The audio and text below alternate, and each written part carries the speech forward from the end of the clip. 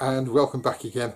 This little video is going to be about polishing, and specifically these polishing mops here, which I'm going to have a look at different ways of mounting them. There are already quite a few videos on YouTube showing one way. Hopefully what I'm going to do is just give you a few options of things that you can do yourself in the workshop to mount some of these, and I'm going to mount two of these on a rod. But I'll show you to start with some of the other ways that you can do it. Now I've built an arbor here, and I've bought myself a screw on there, and I've screwed through the polishing mop. I've used this quite a few times. I've just bought that screw and screwed that through there, so I can just, that's on a small faceplate with a block of wood, and it's got one of our wood insert screws in there, and it simply just screws in like so, he says. But of course I'm on camera, so I can't get it threaded properly. Normally there's no problem at all. There we go. So I can have that mounted on the lathe, and I can just screw that in, unscrew it, and screw a different one on for different things. One at a time, frankly, I think is a bit of a nuisance. But anyway, that's one way of doing it. Another way is to use, if you've seen our bottle stopper system, one of our bottle stopper mandrels, which is essentially a bit of bolt with a thread on the end of it. There's nothing complicated about it at all. I'll just point the camera down here. No, I won't. I've got one here that I'll show you. This is basically one of our mandrels, but I've had it on the grinder, and I've just put a little point on the end. So I'm hoping, I haven't tried it yet, I'm hoping what's going to happen, I'll pop that in the lathe and turn it slowly. I'll pop that on the end, and it will just simply screw through the cotton centre there, and that will be another way of mounting them. You can obviously buy these already made for, I don't know how much they cost, but if you can make your own, why not? What I'm going to do today is use some M8 threaded rod. This one's got a couple of nuts on it, and what I've done, again, I've got some of our wood insert screws, and I've just put them in a scrap of oak, 2 scraps of oak there. I've got these on, and that's what I'm going to do. That's how I'm going to do this, and I'm going to mount a couple of the polishing mops on there. So I've got one little system that I can pop on the lathe, use a variety of polishing materials, whichever you prefer to use, and really do it quite quickly and easily without having to swap and change the mops all the time.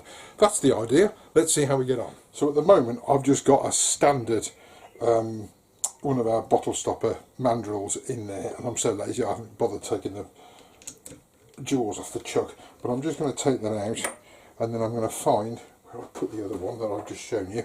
There we go. Let's just pop that in there, and I'm hoping this is probably going to be going a bit fast. I think I'll just put this onto a slow speed. If you can bear with me while I fiddle around with this, I think I'll put it on the slowest that it will go.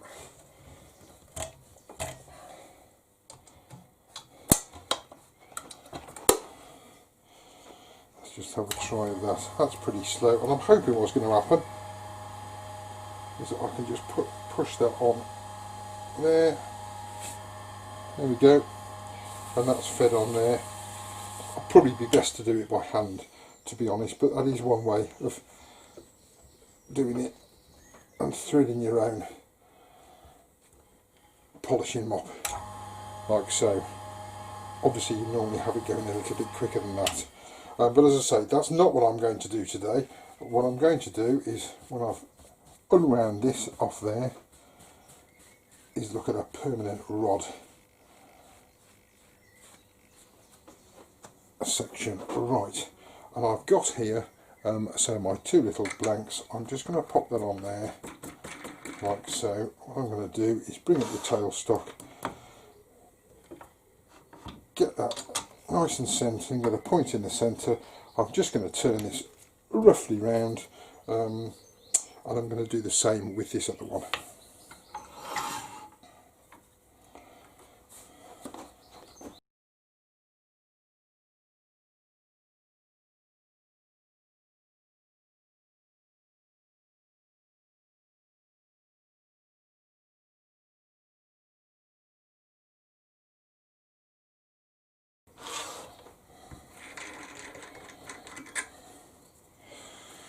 So there I have my two little ends, and the rods are going to go in between. So having got my two ends like so, I've got my chuck on here. I'll just pop that in my chuck and bring up a live tailstock, and not forgetting when I found the key to tighten the chuck. And we'll just check how that runs. That's fine, that's okay.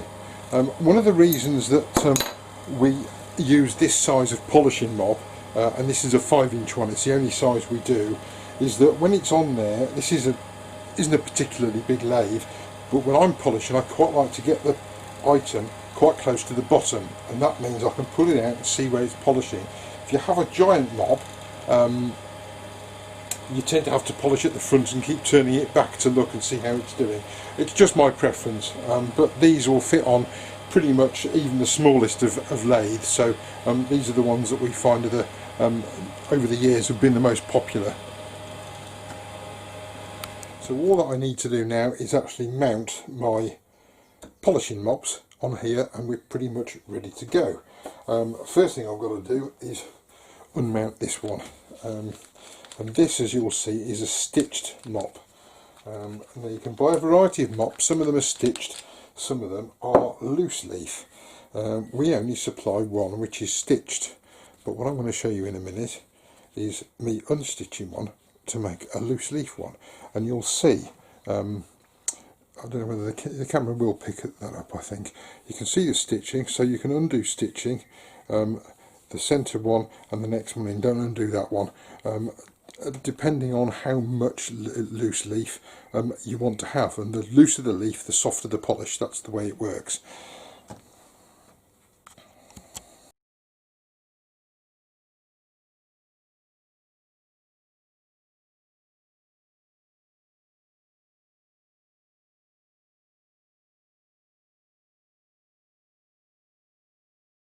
Then we get on to the next one, and this one I would really quite like it to be a little bit of a looser leaf, so I'm just going to unpick that first row of stitching around there.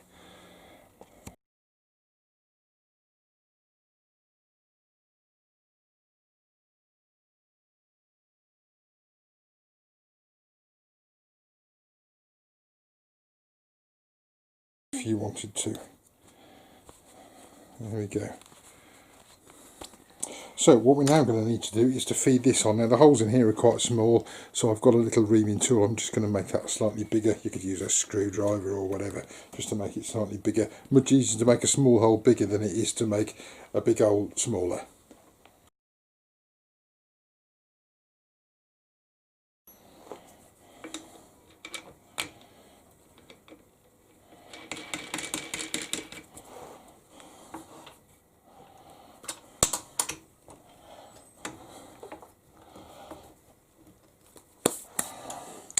And of course, if I wanted to, I could add another mop on here as well. All I need to do now is increase the speed, and there's my polishing system. So the only other thing to do is to actually just try it and see if it works. This is I've just been playing with one of our perfume atomizer kits. I've polished it a bit, but not a lot. It's been sat on the side for a while, so I'm going to try and polish the opposite side to the knots just on this bit, and hopefully we'll see the effects.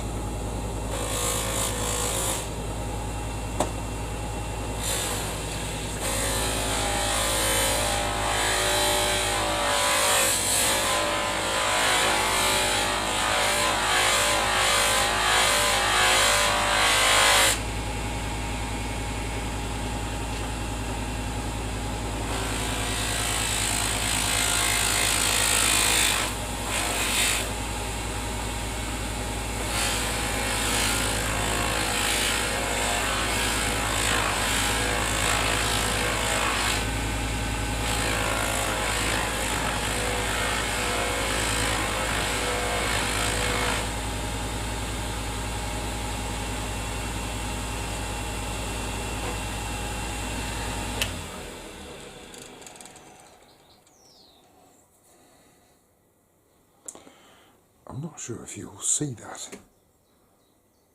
There, you can see that, and as I turn it around you'll see it disappear. That is quite, I have to say, astonishing. The only thing that I haven't done, that I should have done, is put 2 nuts to hold these on. As you've seen, that one has just worked its way down the end. You need the nuts to lock each other off, so what I need to do is to put another nut on the end of that. They'll lock together, and I'll do that now. Fortunately, with this little system, what we can do, as you'll see when I find the relevant tools,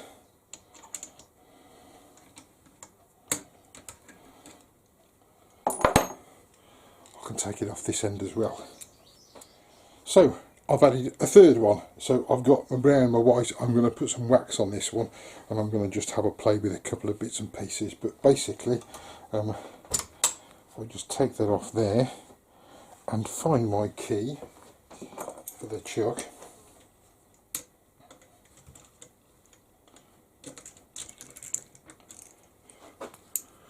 There we go, that's what I've got. That's my little polishing system.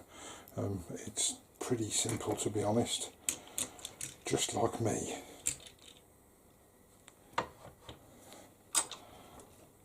And easy to mount and unmount as well. There we go. Right, so just as a little test, I've got a piece of wood here. This has been sanded. It's got nothing on it at all. This has been sanded on the belt sander. I have no idea how this is going to work, but I've got triply, I've got white, I think they probably call it diamond white or something like that, and then I've got some wax on this one. Let's give it a try.